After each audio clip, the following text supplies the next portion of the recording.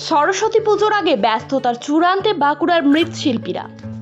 হাতে গোনা আর মাত্র কয়েকটা দিন, তারপরেই বসন্ত পঞ্চমীতে বিদ্যার দেবী সরস্বতীর আরাধনায় মাতবে গোটা বাংলা। সেই পুজোর আগেই এখন চরম ব্যস্ততা বাঁকুড়ার মৃৎশিল্পীদের ঘরে ঘরে। নাওয়া খাওয়ার সময় নেই বললেই চলে। দিনরাত এক করে প্রতিমা গড়ার কাজে ব্যস্ত শিল্পীরা। দীর্ঘদিন ধরেই প্রতিমা তৈরির সঙ্গে যুক্ত সিমলাপাল ব্লকের লক্ষ্মীসাগর গ্রামের শিল্পী মন্টু বাউরি। চলতি বছরে তিনি 50টিরও বেশি সরস্বতী প্রতিমা তৈরির বরাত পেয়েছেন। সময়ের সঙ্গে তাল মিলিয়ে তার তৈরি প্রতিমাগুলিতেও থাকছে নানা বৈচিত্র্য।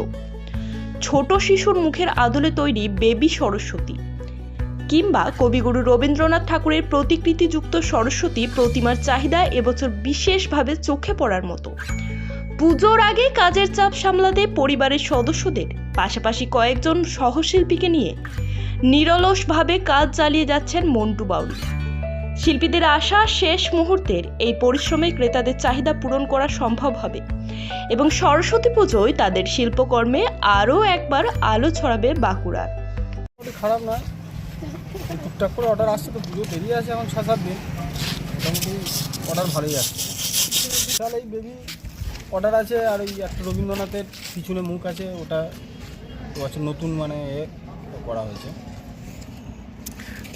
বেবি আছে, দুবরাজপুর আছে, লক্ষ্মীসাগর আছে, আর রবীন্দ্রনাথ আছে লক্ষ্মীসাগর, মোটামুটি 40-42টা।